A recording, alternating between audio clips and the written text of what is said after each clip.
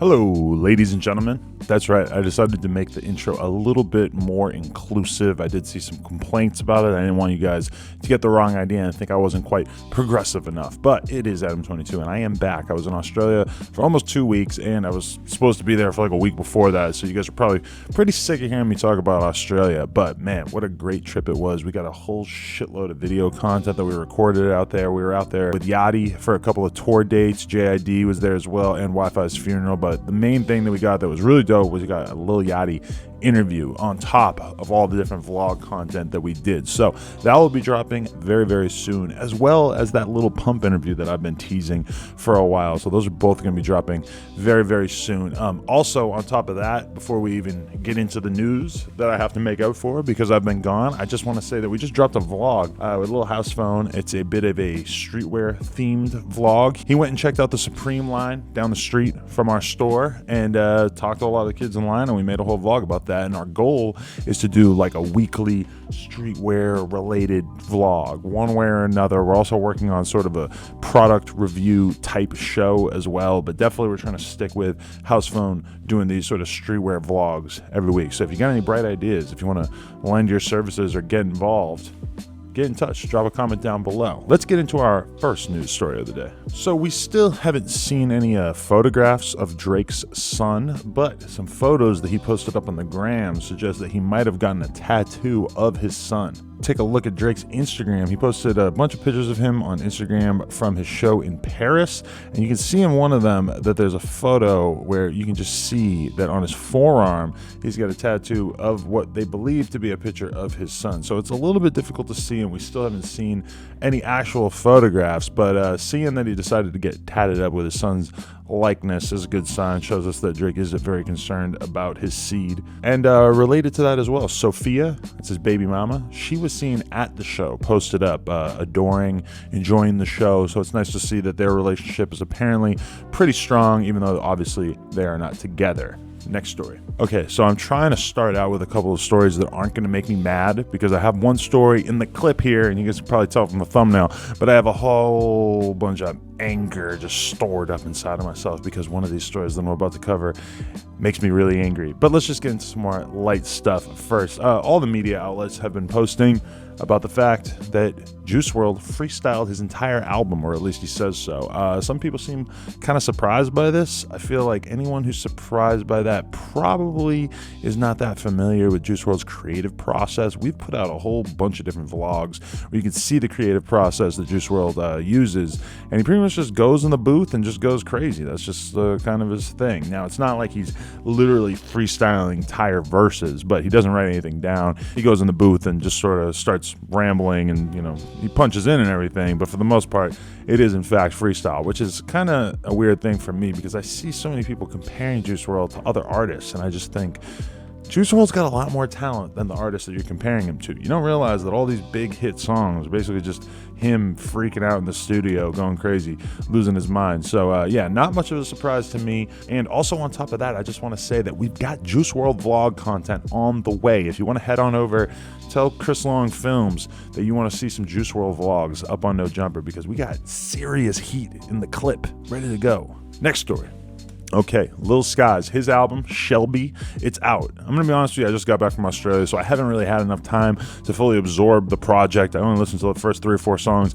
I feel bad about that. I actually, honestly, haven't even really listened to the Juice WRLD album in full. Like, I listened to it in the car, but we were talking and stuff, so I feel kind of bad that I haven't got to fully consume both of these projects. The one project that I actually have got a chance to listen to a lot is the Lil Got It album, which I can hugely recommend. I don't know why, but for some reason, I've listened to that a couple of times. But the Lil Skies album, I'll have you know, it sold quite well. He didn't really do barely any promotion. It's not like he has some huge single or anything, and he still sold the equivalent of 50,000 copies in his first week, which is pretty amazing when you consider that Skies didn't necessarily push this project like the way a lot of people push projects. A lot of people put tons of effort into their rollouts. He didn't go that crazy for this one, so that's pretty dope. We also have a statement.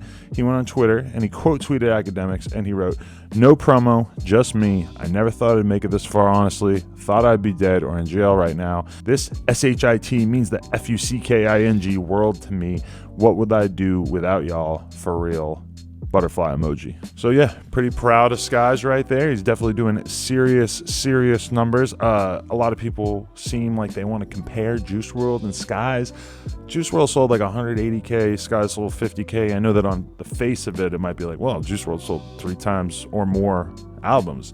But at the same time, Juice WRLD had a whole big album rollout. He's been very visible. Skies, on the other hand, has been very low key. And actually, I did see that he dropped a documentary, like a 4-minute documentary, which I did not watch yet. Maybe I'll go watch that right now. Be right back. Okay, so I just gave that a watch, and it was actually way doper than I expected it to be. You get a real in-depth perspective on Skies' come up through his mother, actually. She's in the video, and she talks about how she felt when he first started getting tattoos and first started getting face tattoos. She says that he pretty much had been planning on this career path since he was 4 years old, and then he basically always knew that he was going to be a star. So it is very nice to sort of get his mom's perspective on him accomplishing his dreams that seem so inevitable. Now, I've been very lucky to be sort of up close and personal with Skies throughout his whole career and getting to see how far he's come. So it's been pretty amazing, and yeah, just getting to see his mom's reaction there was incredible. So definitely go stream that Skies album. I plan on giving it many hours of attention in the very near future. Next story. Okay, I'm gonna do one more story that doesn't make me mad before I get into this one that really pisses me off. Fat Joe. You'll recall that Fat Joe did a little interview with 6ix9ine before he got locked up, and now people are putting the question to him: do you still support 6ix9ine even though he has been labeled a snitch? And it seems pretty much certain that he's going to be snitching on all of his 9 Trey Blood homies and probably going to jail for quite a while himself. Everybody keeps asking me, is 6ix9ine really getting off scot-free? No, he's not. I do not believe that for a second. You shouldn't believe it either. But anyway, Fat Joe went on the Angie Martinez radio show, and he said, I thought he was a nice guy, and now he can't be my friend. He can't come around me ever again. These are the rules. He crossed that line. I don't even understand if I go to the club and they're playing a song. I'm keeping it a buck. I pray for the people who cross that line. When they talk to the police and they snitch, I pray for them. So Fat Joe taking a very hard stance here. A lot of the younger generation might be more willing to let 6ix9ine slide on the snitching allegations, but Fat Joe, he's an OG. He's not having it. So interesting perspective right there. Now let's get into this story that's got my blood boiling. So I was looking at Twitter earlier and I saw this tweet. We need to get this out right now. Please retweet and spread. This loser, who is Jenna's ex-boyfriend, ruined her ex mural. Twitter, do your thing. She tagged DJ Scheme and Dom is Live. She didn't tag me, but I'm all up in the business either way. So basically, this girl, she painted this very beautiful mural of X saying RIP to him and her boyfriend, who I'm not going to actually show the identity of in this video because it just kind of seems like a bad idea to show his first and last name. But if you head on over to Twitter, I'm sure you can find it pretty easy. Her ex-boyfriend went to the mural and defaced it. You can see in this photo here, there's all kinds of terrible things that she had spray painted on her mural. He wrote, "Paint dumb bitch daddy issues," something along those lines. There's something about "you've always been a slut," and then probably the most offensive part, actually, did he do that swastika up there? Is that a swastika? Either way, probably the most offensive part is that it actually says dead N-word across X's face. So this is about as offensive and upsetting as it gets. And, you know, it would definitely be against YouTube's terms of service if I were to sort of say anything hoping that there was any kind of action took against this guy. But I just pray and I hope that there's something somewhere out there in the universe that will show this guy exactly how bad what he just did is. Oh my God, it just really pisses me off. Can't we just respect the dead? God damn it. You got me hot. Next story. Okay, we didn't actually cover this story back when it was happening because I wasn't doing the news videos back when this happened, but y'all know Ralo, right? He's one of the more popular street rappers from Atlanta. He got locked up a couple years ago. Actually, what was it, a year ago? Either way, he was charged with basically running a crazy marijuana ring out of Atlanta where he's basically receiving and then distributing huge amounts of marijuana. That's what they were charging him with. Apparently, he's feeling pretty good about his case. He posted up on Instagram and he wrote, "I told y'all the boy was coming home this year. Court was amazing today. No arrest warrants, no search warrants, no nothing. Hashtag free Ralo. Well, now apparently the deal is that the government was trying to offer Ralo like 5 years. They were trying to get him to accept a plea deal, and he said no, which is a risky strategy because, you know, he could have took the light little 5 years. Instead, I guess he decided to face up to it in court and take the risk of doing a much longer sentence, but he's feeling pretty good about it. He's not snitching. That was part of the deal. They wanted to give him 5 years and have him exchange information. He wasn't having it. So if Ralo does in fact beat this case, then that's basically going to set Ralo up to be a serious legend, especially given all of the bad behavior in terms of the street code snitching that we've seen within hip-hop over the course of the past couple of months. I feel like the premium on somebody like Ralo or Bobby Shmurda, etc., who doesn't go and talk to the government, that's going to really guide you well at this point. People are definitely going to be looking at Ralo like he's a stand-up guy because he was willing to face down this sentence. So good luck to Ralo. Hopefully we can hear some new music from him in the very near future. Next story.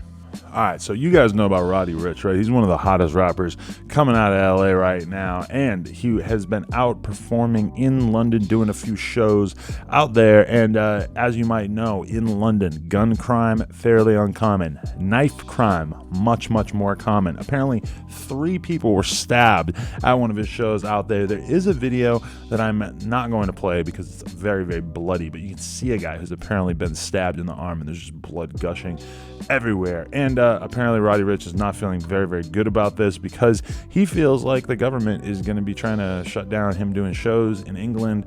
There's no real reason why his show would be more violent than any other random rap show. I'm sure he didn't know almost anybody in the audience, but he took to Twitter and he wrote, "I'm sorry to my UK fans, but because of the incident, they are trying to ban me from ever coming back to London." Broken heart emoji. Oh, and actually, before he tweeted that, he tweeted out, "Attention London, I send my prayers to the people who were involved in any difficult situation last night. I appreciate all the love and I want everyone to experience my music and I want to be able to touch my fans. After a successful performance, an unfortunate event occurred in the area of the venue I had zero involvement in. I send prayers to London and I hope to spread peace throughout." So he's saying after the performance was when this occurred. And actually, he posted up a video from his Twitter that shows how live his performance was. And it looks absolutely insane. It's kind of unbelievable to think that people all the way over in London are already this hip to such a new artist. But yeah, pretty amazing. Hopefully the cops get it together. I know that they're super strict about hip-hop shows in general. They don't want the rappers out there in London. But Roddy Ricch, amazing rapper, incredible performer. I don't know if he's ever going to let me interview him, but fingers crossed. Okay, and that's it for our show. One other thing I wanted to mention is that the other day, right when I got back from Australia, I went to the store and I did a podcast with my boy Nate Richter where we watched all of the most recent BMX videos and we just gave our opinions and checked out some people's Instagram clips, all kinds of stuff like that, and just basically had a real good time. So shout out to Nate Richter for doing that with me, and you guys can all check it out. The link is in the description, or you can just search the Come Up BMX on YouTube and you'll be able to find it. Trying to get back into the groove of things in terms of just doing at least a little bit of commentary on BMX content, you know, just to keep the scene alive. So I'm sure that won't appeal to most of you, but if you just want to watch some good BMX videos and hear my thoughts, you can do that there too. Thank you very much to everybody who watched this. Please slap a like on it. That's how I know you're enjoying the videos, and drop a comment too. Subscribe, etc. I want to be trying really hard to get back into this sort of daily grind, but make sure you stay on top of both channels because we're going to be going hard. Adam 22, No Jumper, Rope Gang.